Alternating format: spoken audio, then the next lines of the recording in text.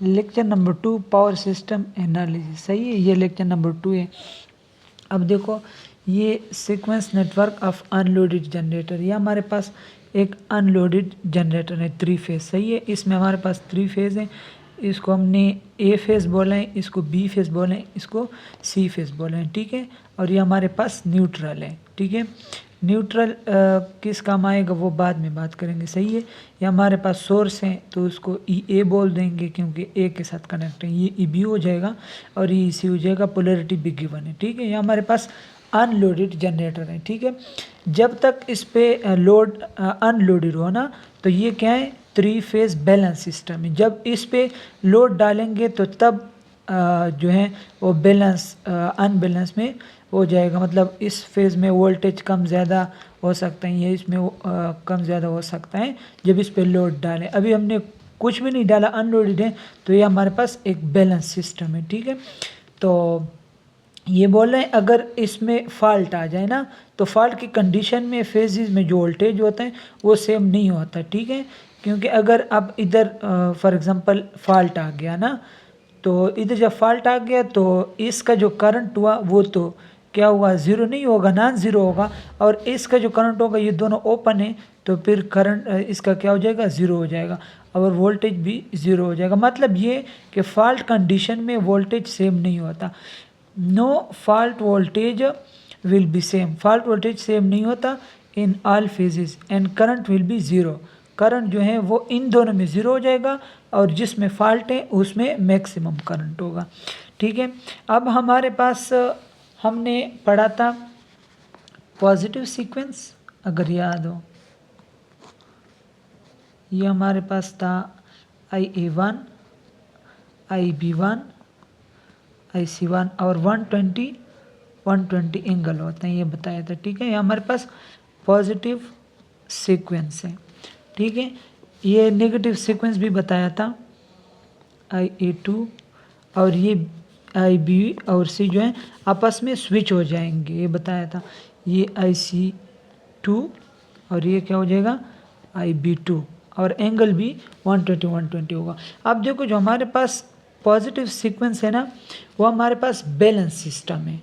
ठीक है, क्यों बैलेंस है, क्योंकि इनकी मैग्नीट्यूड भी इक्वल है और एंगल 120 है, तो हमारे पास बैलेंस सिस्टम है। ठीक है, नेगेटिव सीक्वेंस भी हमारे पास बैलेंस सिस्टम है क्योंकि इसकी मैग्नीट्यूड इक्वल है और एंगल 120 है। लेकिन जो हमारे पास ज़ीरो सीक्वेंस है, ये for example IA0, IB0, IC0, तो ये हमारे पास बैलेंस सिस्टम नहीं है। क्यों नहीं है, इसका जो मैग्नीट्यूड होगा पॉजिटिव सीक्वेंस का या नेगेटिव सीक्वेंस का, इसके मैग्नीट्यूड का जो सम होगा वो ज़ीरो होगा। क्यों, ये याद रखो, जब आपके पास 3 वेक्टर्स हो, फॉर एग्जांपल ये I है, I vector 0, I angle 0, I angle 120 plus I angle 240 या -120 भी लिख सकते हो, तो उसका जो रिजल्टेंट होगा वो 0 के बराबर होगा। ये याद रख लेना, जब 3 वेक्टर हो और आपस में 120 फेज शिफ्ट हो तो उसका जो सम होगा वो 0 होगा। तो इधर हमारे पास तीनों मैग्नीट्यूड सेम है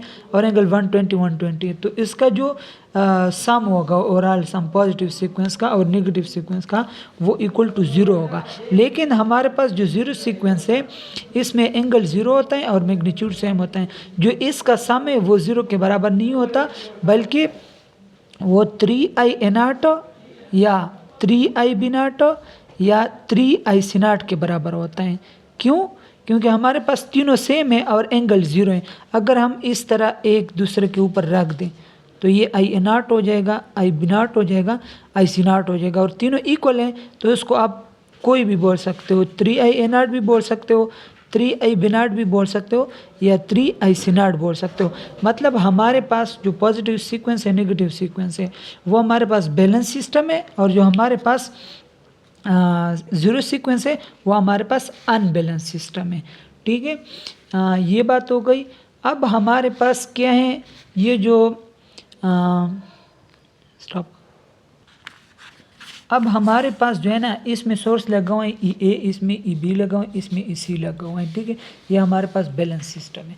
इसका जब हम पॉजिटिव सीक्वेंस बनाएंगे ना, नेगेटिव सीक्वेंस बनाएंगे और ज़ीरो सीक्वेंस बनाएंगे। तो इसमें जो ये सोर्सेज हैं, ठीक है, वोल्टेज सोर्सेज है, ये सिर्फ पॉजिटिव सीक्वेंस में आएंगे। किस में आएंगे? सिर्फ पॉजिटिव सीक्वेंस में आएंगे।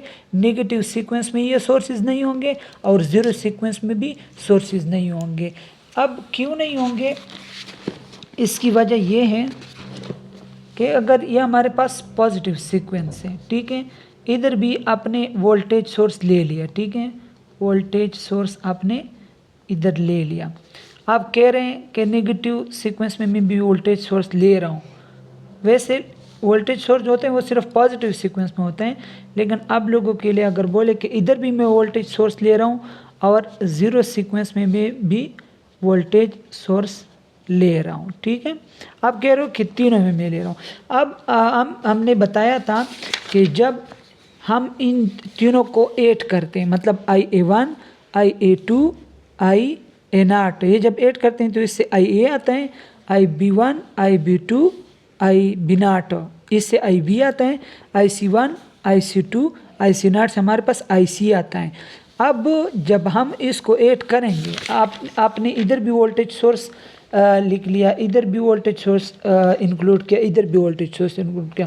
अब इस तीनों को जब हम ऐड करेंगे, जैसे उन वेक्टर को ऐड कर रहे थे, तो हमारे पास ये जो सोर्सेज थे EA, EB, EC, ये हमारे पास इक्वल नहीं होंगे, क्योंकि इधर भी सोर्स आया, इधर भी सोर्स आया, इधर भी सोर्स आया।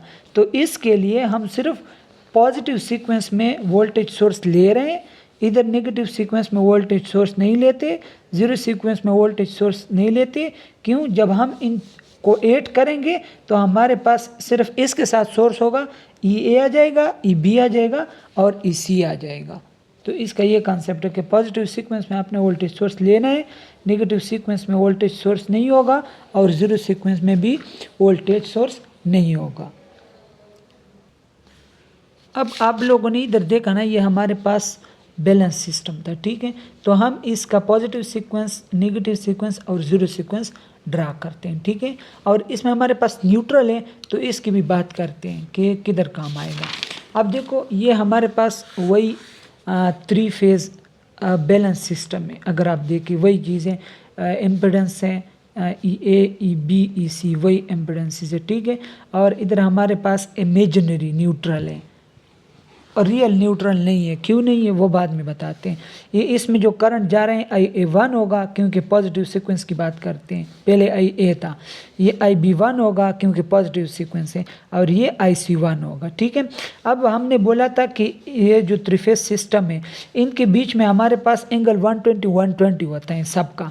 जब इसको हम ऐड करेंगे IA1, IB1, IC1 को, तो वो 0 आएगा। क्यों 0 होगा? क्योंकि हमने बताया था कि जब मैग्नीट्यूड इक्वल हो और एंगल 120 हो तो उसका सम 0 आता है, ठीक है। तो जब सम 0 आया तो no neutral wire is required, क्योंकि IN हमारे पास 0 है, तो IN जब 0 होगा तो न्यूट्रल वायर की ज़रूरत ही नहीं है। अगर इसका सम नॉन 0 होता तो फिर इस न्यूट्रल की हमें ज़रूरत थी। इधर हम रियल न्यूट्रल नहीं लेंगे, बस इमेजनरी कंसीडर करेंगे कि इधर न्यूट्रल होता है। अब ये हमारे पास इसका पॉजिटिव सीक्वेंस है। अब हम इसका क्या करते हैं, सिंगल फेज रिप्रेजेंटेशन उसका बनाते हैं। कैसे बनाते हैं? ये हमारे पास एक फेज़ है, दूसरा फेज़ है, तीसरा फेज़ है, ये तीनों फेज़ इक्वल हैं, तो हम किसी भी फेज़ को उठा के उसका सिंगल फेज़ रिप्रेजेंटेशन ड्रा कर सकते हैं। फॉर एग्जांपल, मैं इस पॉइंट को उठा रहा हूँ, ये जो हमारे पास ए फेज़ है, मैं इसको उठा रहा हूँ, तो ये इधर न्यूट्रल से, जो इमेजनरी न्यूट्रल है, इधर से होके इधर तक होगा, ठीक है। तो उसका जो ये सिंगल फेज रिप्रेजेंटेशन है, ये अगर मैं रेफरेंस बस ले लूँ ना, रेफरेंस बस, ठीक है, तो रेफरेंस बस जब ले लूँगा तो मैंने जो रेफरेंस लिया हुआ था, ये रेफरेंस हमारे पास इधर न्यूट्रल होता है, ठीक है। तो न्यूट्रल ये हमारे पास, अगर आप पोलैरिटी चेक कर लें, ये हमारे पास पॉजिटिव था और ये हमारे पास नेगेटिव पोलैरिटी था, लेकिन रेफरेंस हमने ऊपर ले लिया तो नेगेटिव ऊपर आ जाएगा, पॉजिटिव नीचे आ जाएगा, क्योंकि रेफरेंस इधर है, रेफरेंस हमने इधर ऊपर लिए हैं, तो नेगेटिव इधर आएगा, ठीक है, और पॉजिटिव उसके नीचे आएगा क्योंकि उल्टा हुआ, और ये Z1 आ गया और ये आपके पास IA1 आ गया। अब जो इसके क्रॉस वोल्टेज होगा वो आपके पास क्या होगा, VA1 होगा, क्योंकि आपके ए फेज़ में जा रहा है पॉजिटिव सीक्वेंस का वोल्टेज, इसके क्रॉस कितना होगा VA1 होगा। ठीक है, ये उसका क्या है सिंगल फेज रिप्रेजेंटेशन है। अब अगर हम इससे इक्वेशन बनाए ना कि VA1 की क्या वैल्यू है, तो VA1 किसके इक्वल हो जाएगा, अगर आप लूप ले लें ना, इस तरह लूप ले लें आप, इस तरह या इस तरह भी ले सकते हो, ये वोल्टेज राइज आ जाए, इस तरह अपनी लूप ले लिया, ये तो ये वोल्टेज इसको भी कोई पोलरिटी दे देना, प्लस माइनस ये दे दे पोलरिटी। ठीक है, तो इस तरह हम जा रहे हैं, तो ये भी राइज हो गया VA1, ये भी राइज हो गया और इधर तो ड्रॉप ही होगा। ठीक है, तो VA1 प्लस EA, क्योंकि हमारे पास दोनों राइज है, इज इक्वल टू इधर जो हमारे पास इम्पेडेंस है इनटू करंट IA1 है, तो ये क्या हो जाएगा VA1 प्लस EA, इधर मैं लिख रहा हूँ VA1 is equal to VA1 plus EA is equal to Z1, और उसका जो करंट जा रहे हैं, क्योंकि ये हम सारे वोल्टेज लिख रहे हैं, तो हमने VA1 फाइंड करना है। ठीक है, तो VA1 जब फाइंड करना है तो इस तरह करो कि VA1 को उधर लाओ और इसको इधर लाओ, तो हमारे पास जो इस तरह हो जाएगा EA मनफी, मैंने इसको इधर लाया, Z1 IA1 is equal to VA1, ये हमारे पास एक इक्वेशन आया जो हमें बाद में चाहिए होगा। ठीक है, अब हम आते हैं नेगेटिव सीक्वेंस पे, तो नेगेटिव सीक्वेंस में क्या डिफरेंट हो जाएगा, ये IA1 की जगह IA2 हो जाएगा, ये IB2 हो जाएगा, ये IC2 हो जाएगा, वही चीज़ है, और उसका सम इक्वल के बराबर होगा, और ये जब सम इक्वल हो जाएगा तो न्यूट्रल 0 होगा और न्यूट्रल की ज़रूरत नहीं होगी। तो ये जब 0 होगा तो न्यूट्रल वायर की ज़रूरत नहीं होगी, क्योंकि हमारे पास इसका सम 0 आ रहे हैं, तो इधर इमेजनरी 0 ले लें। अब इसका भी सिंगल फेज़ रिप्रेजेंटेशन लिखेंगे, तो उसी तरह अगर हम फेज़ O को उठा लें तो ये हमारे पास इधर से इधर आएगा, और इसमें सोर्स नहीं है, बताया था कि इसमें नेगेटिव सीक्वेंस में और जीरो सीक्वेंस में सोर्स नहीं होता, क्यों नहीं होता वह भी बताया था। तो इधर से इधर तक लिखें, लेकिन ये रेफरेंस इधर नीचे है, हमने रेफरेंस ऊपर लिया है, तो ये इस तरह उल्टा हो जाएगा, तो हमारे पास ये आ जाएगा, ये हमारे पास न्यूट्रल हो गया, ये Z2 और ये IA2 जो उसमें करंट जा रहा है, इसके क्रॉस वोल्टेज कितना होगा VA2 होगा, क्योंकि ये जो हमारे पास नेगेटिव सीक्वेंस का फेज़ है तो उसमें वोल्टेज भी VA2 होगा, नेगेटिव सीक्वेंस का वोल्टेज। ठीक है, ये तो अब इसका जब इक्वेशन लिखेंगे तो इसका इक्वेशन किस तरह होगा, फॉर एग्जांपल अगर मैं इसको पोलैरिटी दे दूं प्लस माइनस और इस तरह मैं डायरेक्शन ले लूँ ना, तो ये राइज हो गया और ये ड्रॉप हो गया, तो सीधा लिख सकते हो आपको, तो आप लिख सकते हो VA2 is equal to Z2 और करंट कौन सा है IA2। ठीक है, तो लेकिन अगर देखें ये आपके पास क्या है, ये आपके पास राइज है और ये आपके अब देखो ये जो हमारे पास रेफरेंस बस है न्यूट्रल है, तो ये नेगेटिव होगा ये पॉजिटिव होगा। अब ये पोलैरिटी ले लें तो आपके पास ये ड्रॉप आ जाएगा और ये भी ड्रॉप है और राइज कोई है नहीं। ठीक है, तो आपके पास दोनों ड्रॉप हो जाएंगे, VA2 प्लस Z2 IA2 हो जाएगा इज इक्वल टू 0, क्योंकि राइज नहीं है, तो VA2 is equal to minus IA2 Z2। ये इक्वेशन भी याद रख ले, आगे यूज़ होगा। अब इसके बाद हम जीरो सीक्वेंस ड्रा करते हैं, जीरो सीक्वेंस भी उसी तरह ड्रा करने हैं सब चीज़ें, लेकिन साथ में ZG0 IA0 IB0 IC0 सिर्फ 0 0 लिखना है। अब मैंने बताया था कि ये बैलेंस सिस्टम नहीं है, मतलब इसका सम 0 के बराबर नहीं होता, 3IA0 या 3IB0 या 3IC0 के बराबर होता है, तो इसके लिए हमें न्यूट्रल चाहिए होगा। ठीक है, न्यूट्रल चाहिए होगा, न्यूट्रल में कितना करंट जाएगा 3IA0 या 3IB0 जाएगा, इसलिए हमने न्यूट्रल लगा दिया। अब इसका जब सिंगल फेज रिप्रेजेंटेशन ड्रा करेंगे तो इसमें भी एक फेज़ उठा लेंगे, लेकिन एक फेज़ किधर तक लाएंगे, ग्राउंड तक, क्योंकि ग्राउंड में अब करंट जा रहे हैं, तो ग्राउंड से इधर फेज़ A तक आए तो आपके पास ZN आ जाएगा और ये रेजिस्टेंस आ जाएगा और ये करंट आ जाएगा, तो ये आपका ये रेजिस्टेंस है और ये आपका ग्राउंड का रेजिस्टेंस है, और ग्राउंड का जो इंडक्टेंस ना, ये इसका इंडक्टेंस हो गया, ये ग्राउंड का इंडक्टेंस हो गया, और ये ग्राउंड का इंडक्टेंस